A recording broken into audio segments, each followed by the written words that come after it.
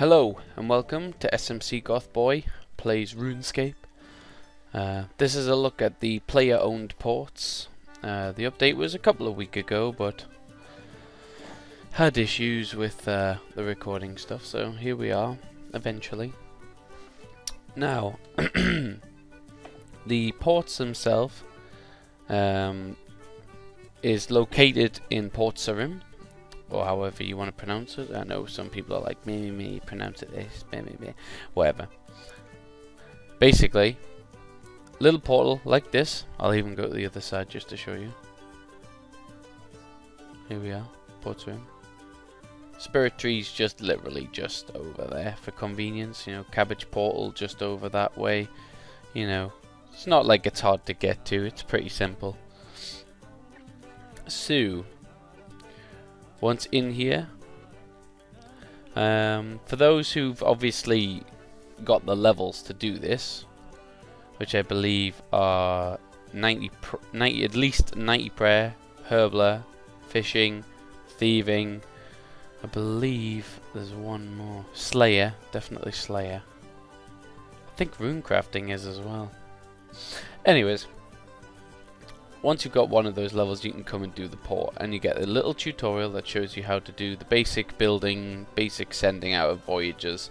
But this is just a little bit of a in-depth look for those who obviously can't do them yet, or didn't fully understand what was going on.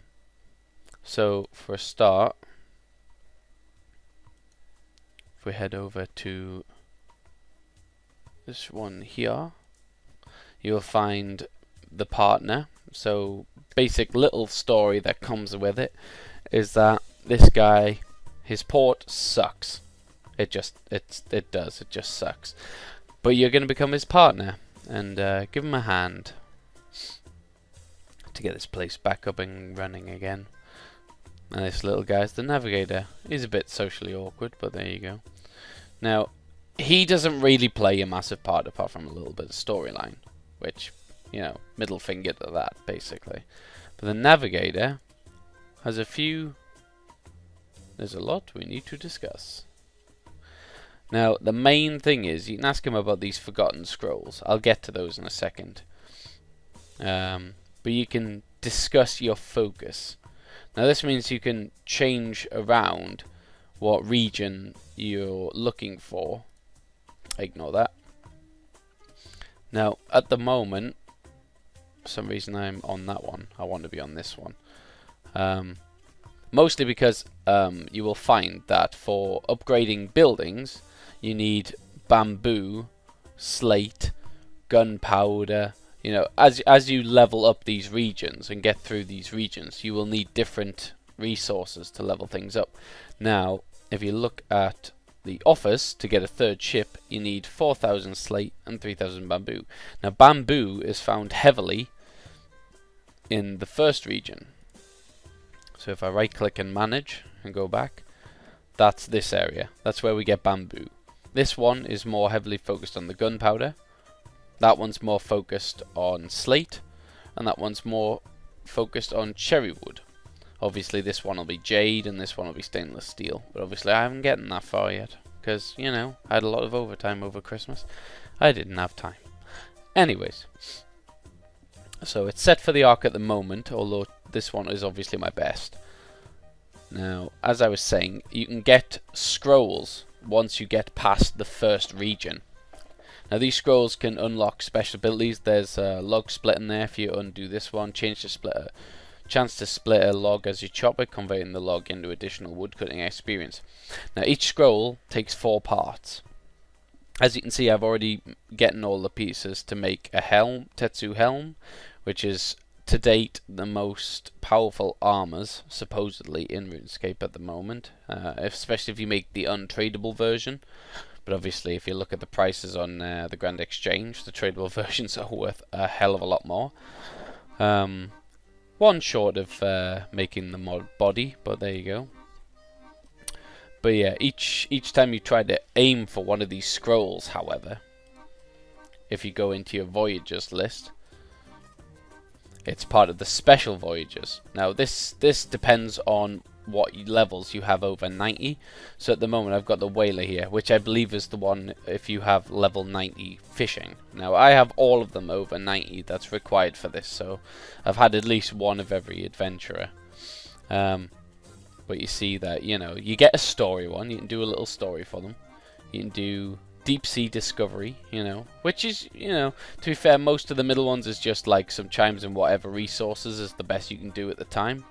And then the scroll missions. Now if you look at the scroll missions, I've set what my crew's quite good at the moment, but if you have a look, I've sort of set it up, was ready to set them off for this one, and it's still only 81%. But look at the time on it, 7 hours. For those first starting, you will get bamboo missions. If I just spin this one, refresh it. Wow, that's not helpful. That should have come up with bamboo, so I could have showed you what difference it makes, but it doesn't matter. Anywho, then we have the bar here. The bar might just sound like a little bit of a trivial thing, but there is a mini game to do with it, and it can get you little like re-rolls of stuff, like I did just before on here. You can re-roll crew, so obviously there's 2 on here. I don't need either at the moment really, so I can re-roll it. I could get a bureaucrat instead, but I don't see the point in those, to be honest. So you can get like a little mini games, but this is the part that when you upgrade, it helps you find better crew or captains. So obviously at the moment the visiting captain is Repton Rackham. Interesting name. So when you go into your crew roster, whatever, you'll find him here. Now he's got quite good morale, so you might want to buy him for like a morale mission. I believe I've already got one that's morale, so yeah, she's already leveled up and she's on 700 morale.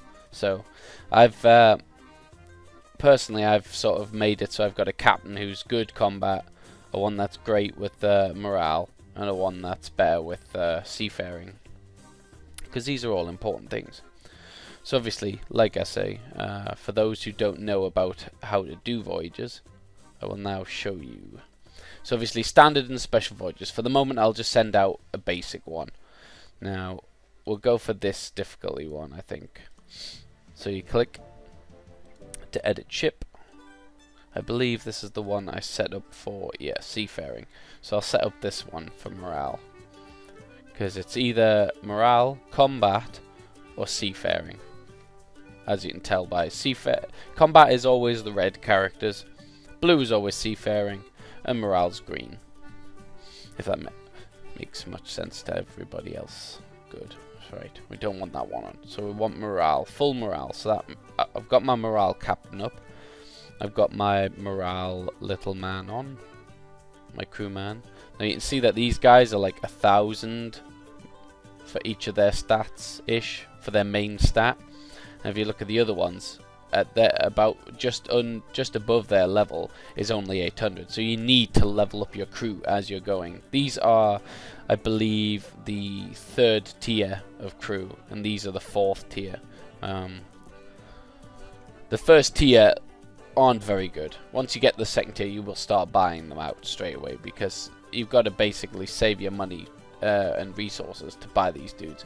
So obviously you can see it's on 100%, but during the tutorial it'll only really show you how to do the crew part of this, you know, add crew and change it. But what they don't show you is that there are also deck items to buy.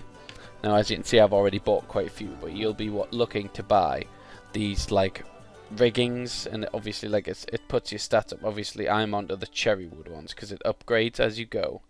So these ones cost bamboo, further down costs I believe slate and chimes. I think each one costs chimes as well, and as you go down it gets, you know, as your resources go up, so it'll be slate, it goes bamboo, gunpowder, slate, and then cherrywood. So I'm onto some of the cherrywood.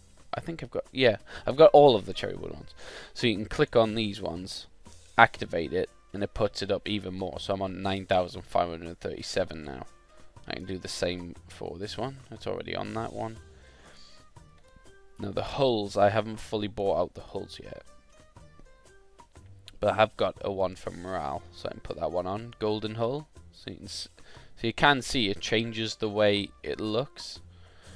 I'm sure it says hull. I'm sure hull's the main part of the ship. That's just the top. But whatever. Then you get your little figureheads on the front. Now these are the ones I should be buying, but I bought the warehouse upgrade. So yeah, I'll get to the warehouse in a second. So 100% voyage, start voyage, confirm, gone. Approximate ETA 53 minutes. Now this is for a level 2 region, you know, so it's just short of an hour roughly. Get rid of that. When you first start, each little voyage is only about 20 minutes, 16 if you're lucky, if you've got a good speed on. But you know, as you go along, it does. I mean, some of the special voyages on Cherrywood is 7 hours. So this is the black market guy. You can talk to him, and he's like, "Oh, hello there, part master." I don't know why he's Irish. You like to purchase some goods. Now, this little man has just the item seems to be random, but you can buy whatever it is he's buying with real money. So obviously, I've kept some money on me for this purpose. So I buy all them. Now, this resets at night at midnight GMT time. And it's the same with the whole like the voyages and the crew resets. You know, each voyage you get so many voyages available, and the same with the crew. You can only have so many re-rolls of the crew members. So you know, as I do that, it's that one. But you can earn re-rolls. I've just getting the card shop again. What a dick. Anywho, that all resets at midnight. So you know. Now, if we have a look at upgrading buildings again, you can upgrade the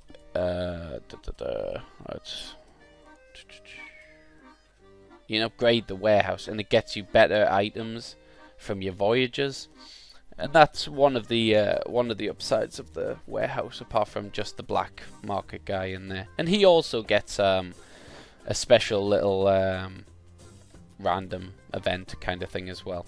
Now this is your shipyard. You need a shipyard because there's many a time your ships, when you're first starting, you may struggle to do any voyages. You may die, or you lose crew.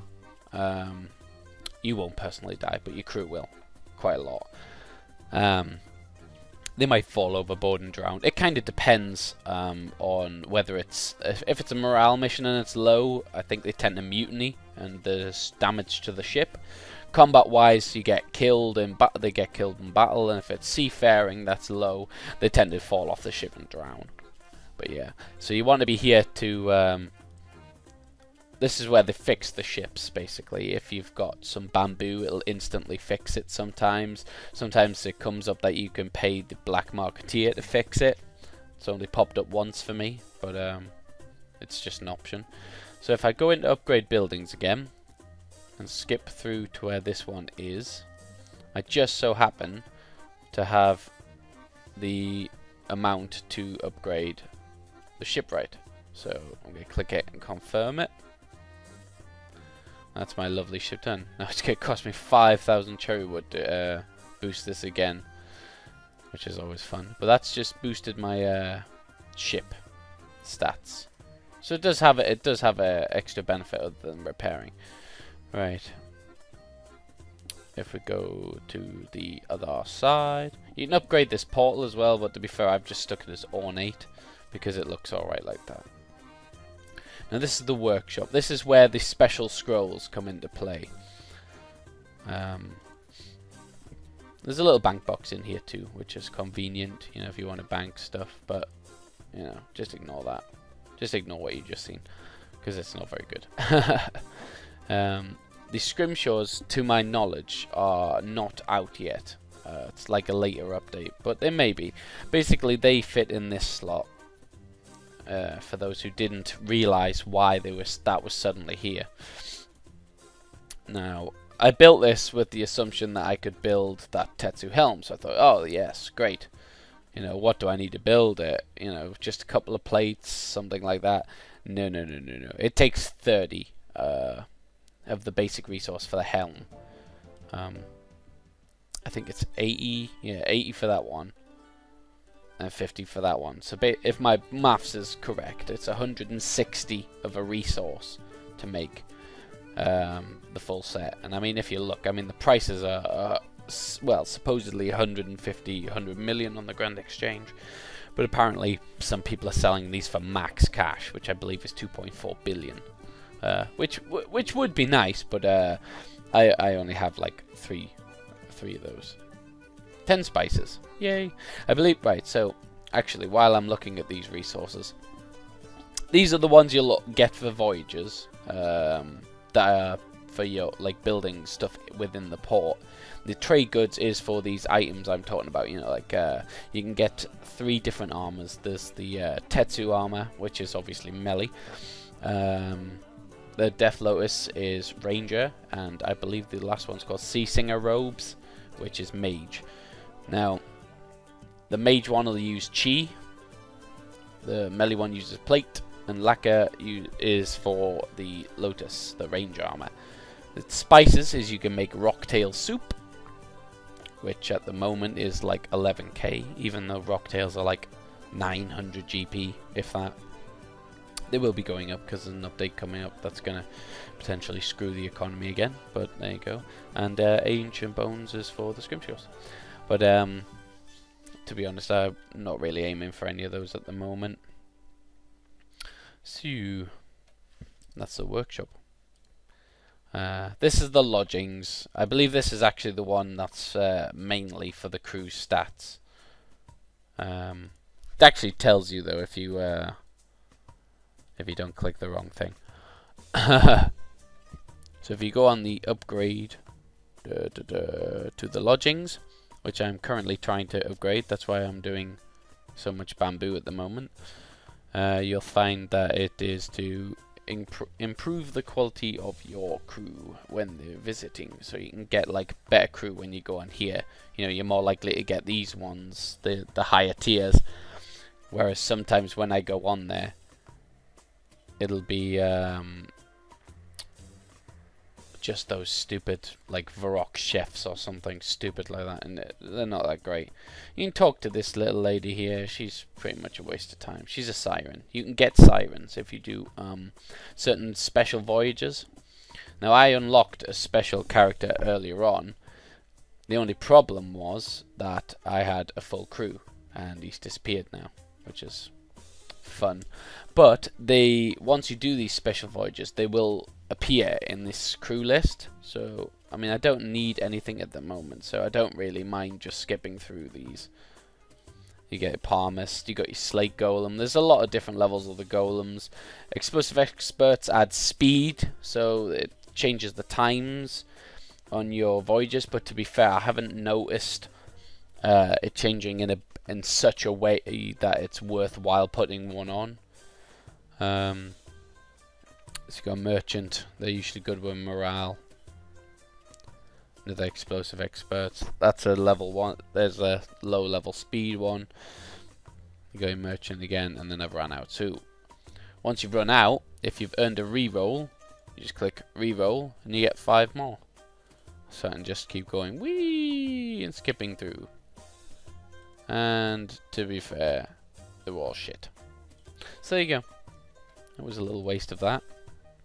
Now this is your map, and basically all this does, it tells you the arc. So I'm obviously in the arc. I've just pointed at the screen, not that you'll be able to see me pointing at it. You can switch your clouds off if it bugs you. To be fair, I think it just adds a little bit of effect to it. So obviously as you go along, there's the hook, the scythe, you know, the regions you're finding, and you can scroll along. But you can find little islands. So that's the one I did the little side thing for. So now I should be able to find sea witches in my crew roster if my lodgings and stuff was any good, but it's not. So I'm 26% of the next zone. As you do them, your voyages, it slowly unlocks more and more. So obviously I did cyclosis, so I could get like a Cyclops crew member. Now at first they are quite good because they can do. They're one of the few ones that are like this, where they have 2 stats, but it's never as good as a one who's a full stat. So obviously he's like 1125 combat. When this one levels up, his combat will be sort of 800-ish, 900-ish, but his morale will be lower. But it's the fact that you can use 2. You know, you'll get 2 stats. So if it's a multi-stat voyage, it'll be much more convenient like this. So click shipyard. You can look straight at your ships. So if we go on voyage list now, there's a one just for basic chimes. Now what I'm aiming to get at the moment is bamboo, but it's not. It's been very reluctant to give me what I want. So I'm gonna have a look to see where my focus is. See if it's moved again. No, it's still on the arc. I should be getting a lot of bamboo missions because I really need more bamboo. But you know, just take what you can get. I need slate as well, of course. But I have set up a one to do this mission, so I'll just send it. Hope for the best. 82% is usually quite a good one. Now, special voyages, you can sometimes re-roll the adventurer. This one here will re-roll your visiting adventurer, and once you've sent them off, if you use that, you will then get a new adventurer if you've got the level for another one, and you'll be able to do more special voyages in a day. I've only ever gotten a re-roll once. If you get a captain re-roll, you know, you get it just here, and it, you know, it helps change whoever this is. To be fair, a lot of the time you still get crap ones in. You swap one round, you get a good one. But what you've got to remember is that a lot of these always change at the end of the day. So midnight, these all change again. So if you're, you know, you re-roll late on, and you get a mission that you think, wow, I want to do that mission, but I'll let my ships come back. If you haven't taken into consideration the time limits, you'll not be able to do it. I mean, when I was doing long day shifts at work for overtime, I basically struggled to get anything more than, you know, 1 set of ships out per day, which sucks really. It's why I'm a little bit behind compared to everyone else. But, you know, what can you do? Anyway, I believe that is everything covered. I may have missed something. I do apologize for that. But that's, you know, the main thing, you know. Send your voyages out. Get your resources. Upgrade your ship. Buy crew. Send them out even more. You can earn, you know, you can earn to make these items, which is basically the main thing. But this is all only for high level players, you know, or you know, level 3, well, I think it's level 4s now, level 4 skillers who've got like 90 fishing or something, but who'll, you know, never wear any of this armor, so basically they'll be doing it for the money. But we'll end on a lighter note. One of the side missions you'll find when you first arrive is a little character called Meg. Family Guy reference, I believe.